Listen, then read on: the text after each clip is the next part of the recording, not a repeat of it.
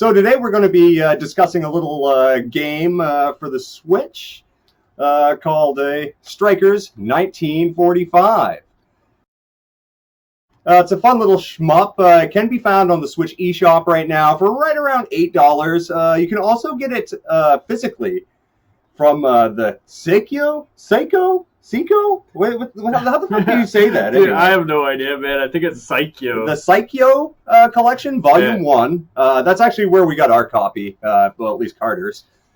So, like, one funny thing that I guess to note off about, like, the difficulty on this. Oh, yeah, really oppressive. Dude, yeah, it mocks you. It just straight up mocks you. What does it start with? It starts on monkey. Is Monkey, the easiest. and then it goes to, like, what, infant or child, right? Yeah. Child? It's child, and then the third is very easy. And finally, we get to easy. And then, like, normal's the fifth one, and then I think it's hard, and then very hard. So it's like... There's a lot of tiers before you get to normal on this game. This game's gonna like beat you down for sure. If you're new to shmups, or even if you're like a hardcore gamer, this is gonna be a hard one for you. A popular style to play these shooting games is like tate, which is with the screen orientation vertical. Tell me more. What? Tate? Tatas? Like how do you tate? Tate, yeah. It's like mode, a lot right? of shmups, man. They're like you can see. Well, you can kind of see it on the TV right now. How the screen it's vertical, like it's got bars on the side. But with the Nintendo Switch, you can rotate it so it's. So pretty much you're flipping your television on its side vertically. Oh man, maybe we should try that out. Maybe we should.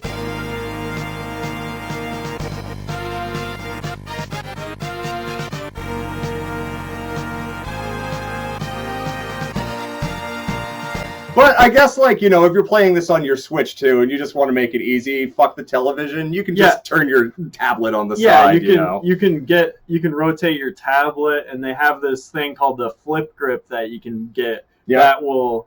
I don't have one yet, but it essentially holds your screen vertical in tate mode, so you can play these shooting games. So if you're on eBay, or I'm still looking for one, hunt down the flip grip. Flip grip. So it's kind of a rarity kind of thing, I guess. Right now. I've been or not very many produced, I guess I should say. Yeah, like when I found out about it, I tried looking on Amazon and eBay and all these places, and it's sold out. Can't get it anywhere. So I guess, like one of the bigger highlights of this game, as you were even pointing out to me, there's 6 different planes, like with this, with varying attacks? Yeah, like 6 planes. Each plane, their main attack, their formation attack, and their bomber attack are all different. So, like, if you get bored of playing with one plane, like, you can just go switch it up and try out another one. Maybe it'll work out better for you. There's only really one type of power-up, but it powers up both your main weapon and your formation attack. If you take a hit, though, from an enemy, if you crash into an enemy plane, you go down one level that you've got. Oh, gotcha. Or if you get hit by a shot from an enemy, you drop all your power-ups, and they'll like float around the screen, and you have to like pick them up again. But sometimes like you're not able to, because you'll have like enemies in the way. Yeah, so you have to maneuver around the enemies, and just to recapture a lot of those power-ups can be more of a pain in the ass. So you end up having to wait to power up. Yeah, just don't get hit. Just so we'll leave it at that. Do not get hit. So also, like, on top of like your main weapon and your formation attack, you also get bombs, like a typical shmup. Yeah. And like a lot of shmups, it clears the screen of enemy fire, so you have to be strategic on how you use them, because sometimes, like if you're in a boss or something and you're in an inescapable position, you just drop that bomb attack and you're safe for that time being. And I noticed that some of the planes in the game, like the Spitfire Mark 6, I think is what it was called, its attack is just this giant like beam of fire. It's just so fun, just like blast stuff away with. Honestly, the animations that perform in this is so cool, man.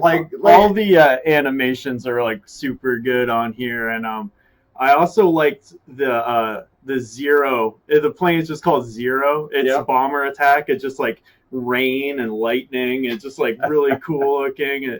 That one's super fun to use too. Nice. Damn. So just as fun as the bomb attacks in this game are the formation attacks in this game, which you can activate just by holding down the Y button for an extended period of time.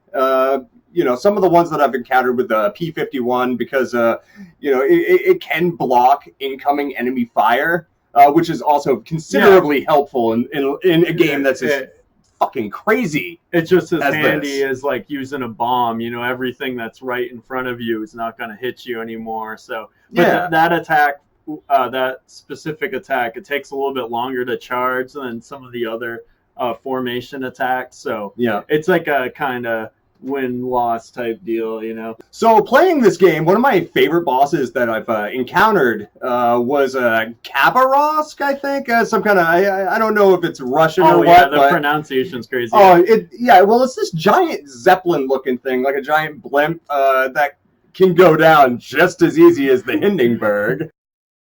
It's a great fight. It's a great battle, right to the finish, man. Yeah, you like fight it like all the way down. Like it just keeps transforming. There's like this base that comes out of the middle of the Zeppelin that you blow up, and then you blow up the next segment that has like a couple of cannons come out, and then you blow up the next segment, and then it's like the last segment turns into this like robot. And then you a lot of transforming. Like it keeps transforming, and then I think the robot spits out a smaller robot. It's like a huge like boss fight. The animations are just so cool, man. Yeah, the transformations are neat. There's so many phases to these bosses. I love like all the Psycho like games. The bosses, at least the vertical scrolling ones, the bosses like are always transform into robots like half of the time. It's like so cool. Dang, it's just like really rewarding. And some of the bosses, like after you get past the first like 4 stages and you get towards the end, they get really crazy too.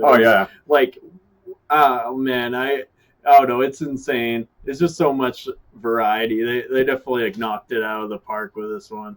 So, what would you rate it on the Schmuck scale? So, this is where things get a little complicated with me. So, even though I love this game, I think it's a great shmup overall. But really, in the end, like, it's fun, it's great. I'm giving it a 3.5. It's better than most shmups out there, but there's a lot of eminent playability. There's a lot of fun factor. There's a lot, you know. You can just play this thing over and over just for different outcomes, just for different tactics and strategies to fight against these Transformer bosses. But overall, it's just another shmup. It's a fun one, though, which is why I put it up with 3.5, you know, on the Schmuck scale. What about you, man? What do you feel? I think it's a 5 out of 5. I think this game crushes. It's so fun just to try and beat my previous high score. I don't know, it's kind of more like what I moved on to with video games. I'm like less like I don't care about like I don't know, I do care about adventure games, but I'm definitely more into like the scoring games nowadays. Definitely. But definitely good if you can. I mean, go out and pick up the Psycho Collection Volume 1, or there's 2 others that we'll probably review some games on in the future. They're all great. Definitely.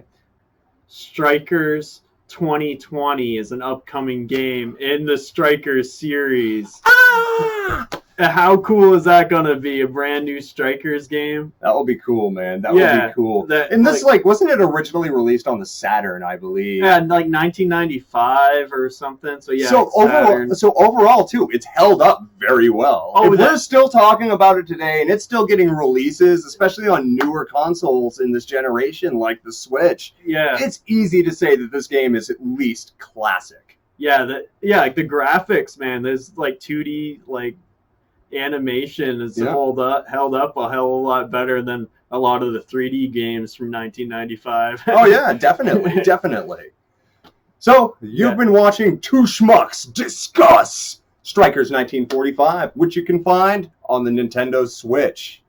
So please get that, like and subscribe. You can always Join us and follow us on Twitter and Instagram at 2_Schmucks. Thank you for watching.